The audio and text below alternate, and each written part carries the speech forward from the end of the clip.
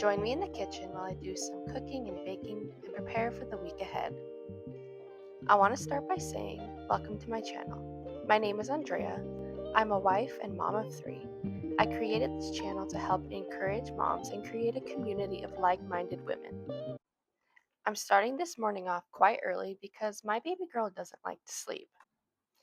I don't get much sleep anymore, but it's just a season that I'm in and it will pass. So I just put baby in the baby carrier and go about my morning.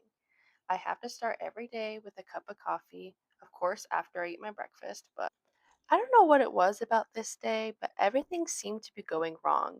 I edited out most of the mistakes I made, but I left a few in there just because they were hilarious. Like, for example, this coffee, I'm trying to get my latte art down, and I was determined that it was going to be great today, and I wasn't paying attention, and I spilled hot coffee on myself not once, but twice. Now, before you baristas out there roast me over a fire with my poor latte art skills, hear me out. I am completely willing to admit that I suck and I need help. So give me your tips, but please be nice because I am really trying. I actually used to be a barista, but I never did latte art. So this is like really fun for me, but also drives me nuts that I cannot figure this out. And yep, there we go. First spill, and then I thought I could try again with some better latte art on my husband's cup and did even worse. But anyways, let's move past my horrible latte art skills. My kids are probably going to wake up anytime now. I have two toddlers who wake up at the butt crack of dawn. I'm not sure why all my kids struggle to sleep, but it's okay. Eventually they will, and I'll look back to this and remember how hard it was, and it'll just be a memory. But right now, my toddlers are in an oatmeal stage, and I prefer for them to have more protein, but they fight me on this, so I just find ways to add protein. I put a good quality milk in there, and I like to use a good quality protein powder. I use Clean Simple Eats. So I'm just gonna get their oatmeal going because I'm sure they'll be up here soon and get mine and my husband's breakfast going. I prefer to have a very high protein breakfast with healthy fats.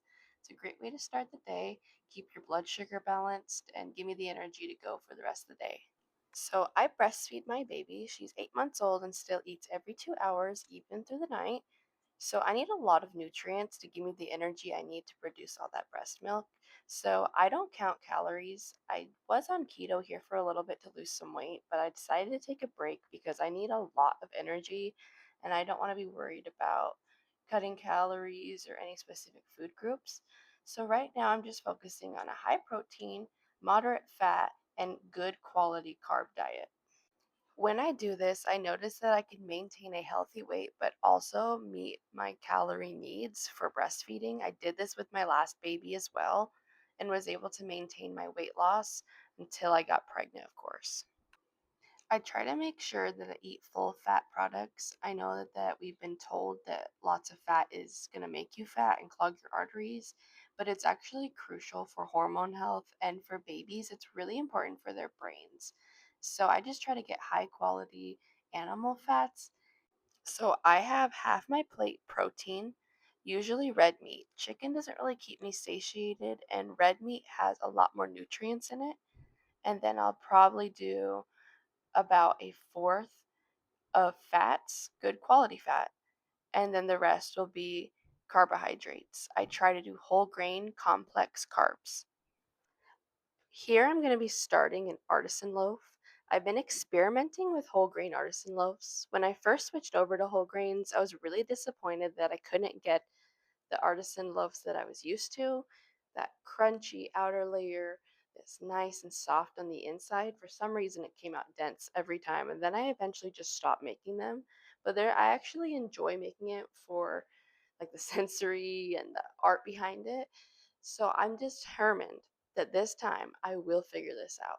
So I'm experimenting with 2/3 whole grain here and then a third of bread flour.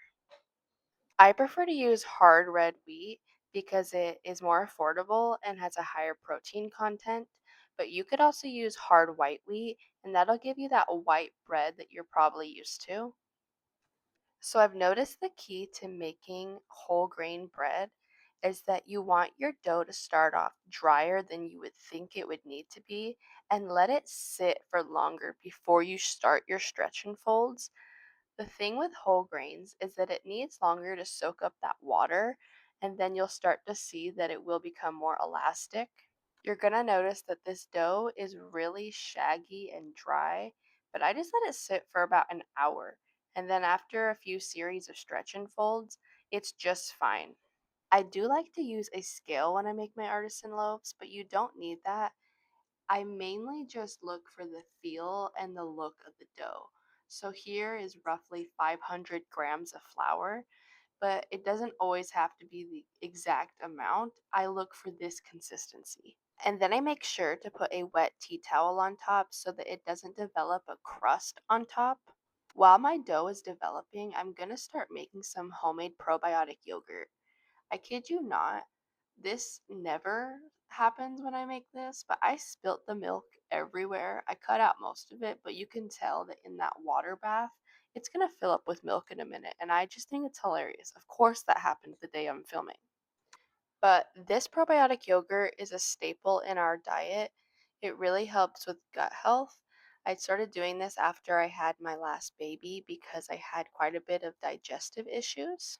Right before I gave birth to her, we all got bronchitis and got really sick, and I had that for about a month, and I had to get on antibiotics, unfortunately, which I know there's a time and a place for them. I just try to avoid them due to what it does to your gut. So I've just been trying to repair mine and my kids' guts. My husband was the only one who didn't get sick. It was the worst timing. I just had a baby and I was coughing so bad, but I'm so glad we're past that.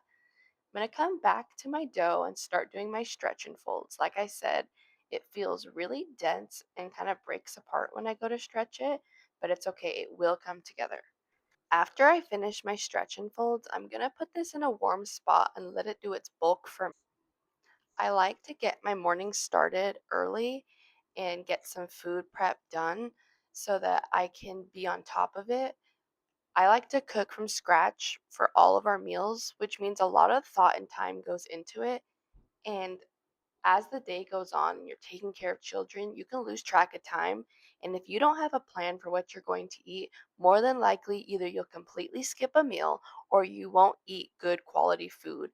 Moms like to carb load because it's quick and easy just to grab some bread or a cookie or another coffee, and your cortisol levels are through the roof, and you realize that you've had like no protein.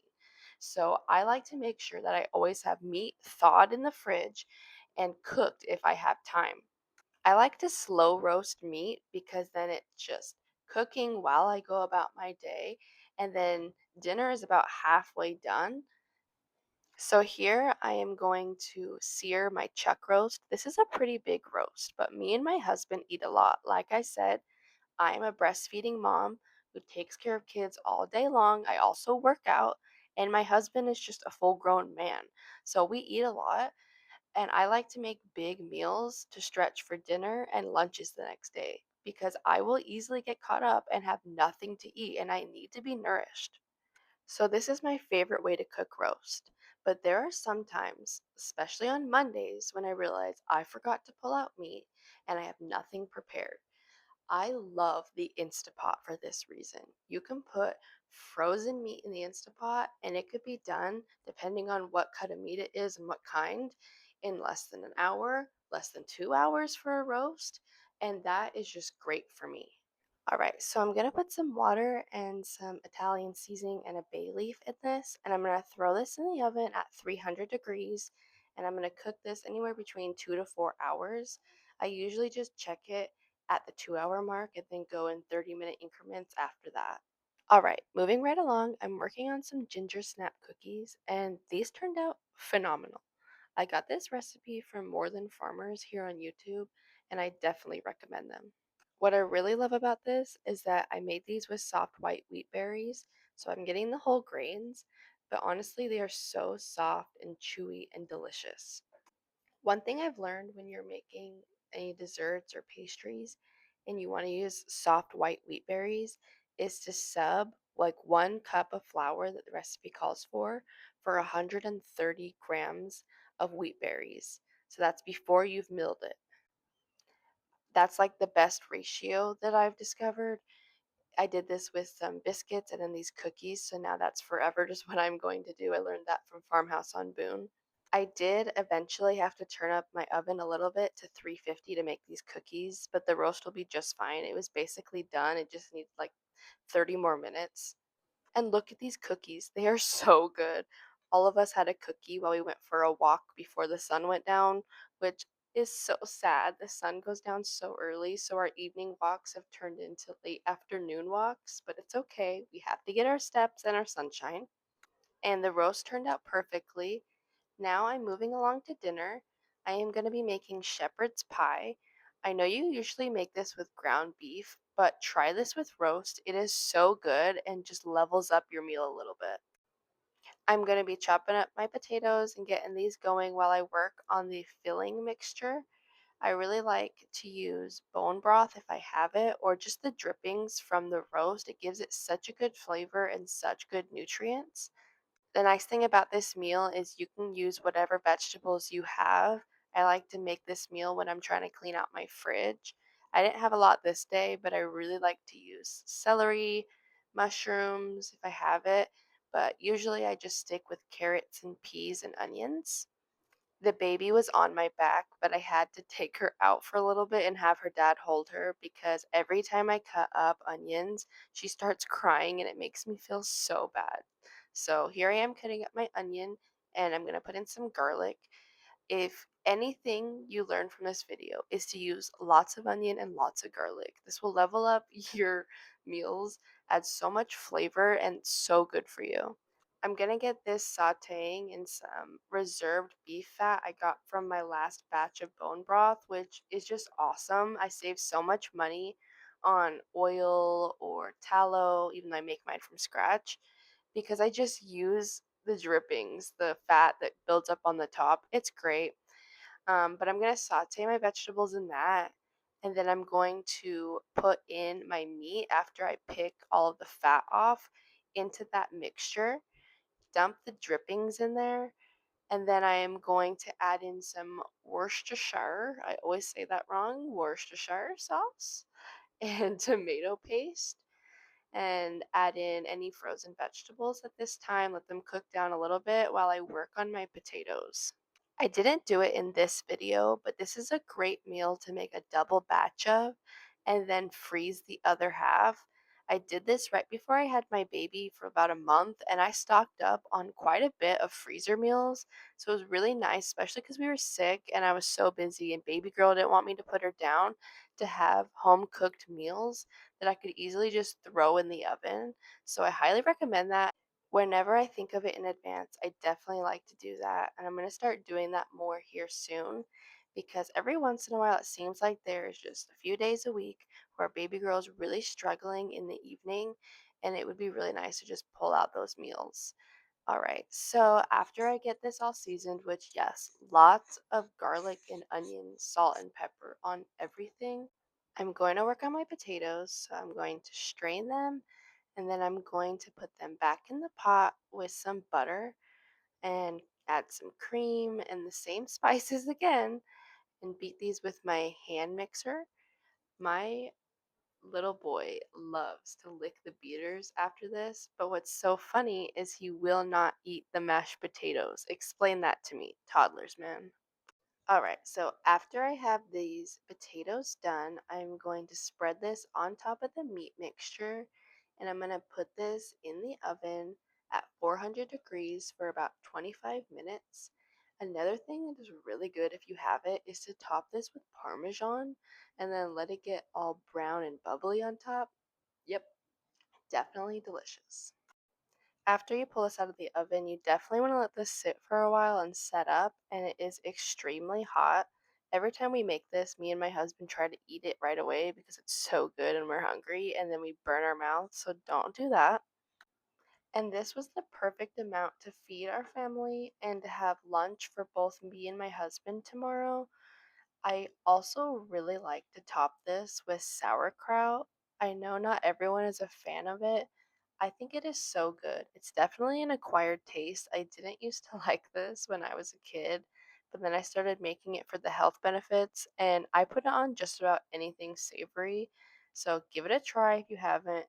You can make it from scratch and it's way cheaper than buying it from the store. But if you don't trust me, buy some from the store, try it. Trust me, it's delicious. This is my purple sauerkraut that I made from red cabbage. Kind of fun, it's a little different. All right, I'm coming back to my bread dough after dinner. This sat for about 12 hours with whole grain, and in the wintertime, I can let this sit for longer. And it's kind of nice because sometimes when I would do bread flour, my loaf would overproof because of how quickly it proofs with the regular flour. So I definitely prefer whole grains for that reason. All right, so I'm going to flour up my surface really well, and I'm going to dump this out and start shaping it. This is my favorite part of making an artisan loaf. It's so enjoyable. I understand now why little kids like to play with Play Doh because I like to make artisan loaves. So I'm going to stretch this out into a big square. It doesn't need to be perfect, just try to even it out the best you can. And then I'm going to fold this onto itself into like a trifold and then roll it up and try to tuck in the loose ends and create a nice tight ball. A great way to get that perfect oven spring, when your loaf just cooks evenly and pops out, is to make sure you get good tension on the loaf. So you're going to see me dragging this dough across the counter. I do this for a while, and you want it to get tight and make a good shape. After flouring my Banneton basket, I'm going to put it in there, cover this, and put it in the fridge overnight. All right, I'm coming back at this very early in the morning the next day. Baby girl woke up at 2 in the morning and would not go back to sleep. And I usually wake up at 4 anyways to get up with my husband and get up before the children. So I just thought I'd stay awake and get my bread going. Of course, she fell asleep in my back carrier, but that's fine. As long as she's getting the rest she needs, it's whatever. So I used to have a fancy bread lane when I did this, and now I just use a razor blade. Be very careful if you're doing this and store this properly, but you don't need fancy tools. I'm just going to make sure to score this pretty deeply to help get some good oven spring. And then after that, you can do some designs. I'm not very good at it, so I usually just do a few lines. And then I'm going to throw this into my preheated Dutch oven. My oven I do at 500 degrees. It's going to depend on your oven, but for me, I do 500 degrees for 35 minutes with the lid on. And then I'm going to lower my oven to 475, take off the lid, and let this cook for 10 more minutes after that. This is not going to work for everybody. I've tried multiple recipes and had to figure out the sweet spot for my oven. So just experiment a little bit, see what works for you in your oven and your preference. And then look how beautiful this loaf turned out. Well, thank you for joining me today. That's going to be the end of this video, but I hope you'll stick around, subscribe to my channel, give it a like if you liked this video, comment, let me know what you'd like to see, and I can't wait to see you next time.